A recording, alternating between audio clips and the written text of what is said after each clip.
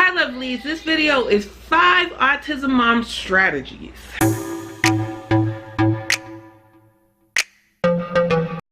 Okay, you first get that diagnosis. What the hell, you're in the midst of it. These are the strategies I feel you will need to deal with your autism diagnosis. Number 1, do not compare. I am still working on this. It is hard for me not to compare, especially to other autistic kids or neurotypical kids, or feel some kind of way about it, but do not compare. Each kid is different. And I keep thinking of that kid that is a D1 basketball player at Kent State, and he has autism. He didn't walk until he was 4. He didn't talk until he was 7.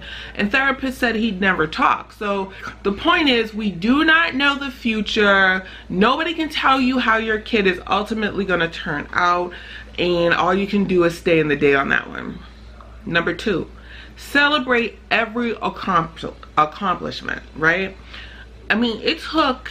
Ava had a lot of little milestones. Like, one of the big ones was walking down the stairs by herself. She had a late start walking. Well, she walked on time, but she was very wobbly, very clumsy, very low muscle tone, which created issues, but she was getting heavier. And my mother was the one who was going to put her on the transportation. So I needed her to walk down the stairs. So that was like a big accomplishment for her. I had the OT working. It took 6 months to get her to be able to hold on to the railing and walk down the stairs. And every little accomplishment, only an autism mom will understand that. Celebrate everything.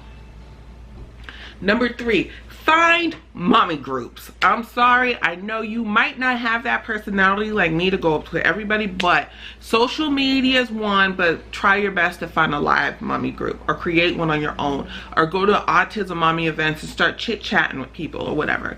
When you're in your autism group online, ask if there's anybody in your area. You need a support system. You need a support system that's in the same set of circumstances. Even though it's a spectrum, they might have different issues, but in the same set of circumstances as you.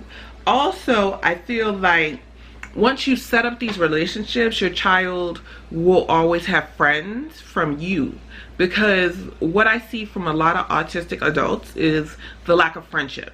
Now, I have about 6 autism mommies in the fold, and I say all their kids are Ava's best friend. Ava could care less about any of these kids. She's really lacking in social skills, but I adopted them as all of her best friends that will go through life with her. And I'm going to keep in touch with these women and their kids for that purpose. Not just my purpose, but also for my child. Number 4, opinions don't matter.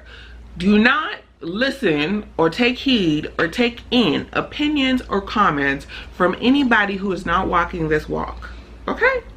Like, they have an autistic cousin, friend, sister, whatever. They knew somebody autistic, whatever. Just don't listen to the bullshit. I'm sorry, I'm swearing, but it's bullshit.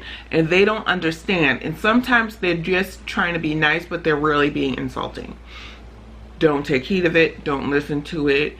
Talk to the people who really get you. My last and final thing is find something to relieve your stress. I have limited time on my hands. I am a single mother of a special needs child with very limited babysitters. I'm an only child myself. I don't have a whole bunch of places to drop this child off at. So my one thing I can do every night is take a hot shower. Once she goes to bed, I get in that shower, I heat it up to as far as I can stand it, and I just sit there and let the water hit me. And that is my one daily indulgence that I can do every day. Now, I feel you need to find something. I don't care what it is. Find something. I don't care if it's walk around the block if you can, go to the gym if you can, get your nails done, dye your hair, dye it your freaking self. Do something to relieve yourself and get out of yourself and get out of your circumstances. Like, comment, subscribe, holla back.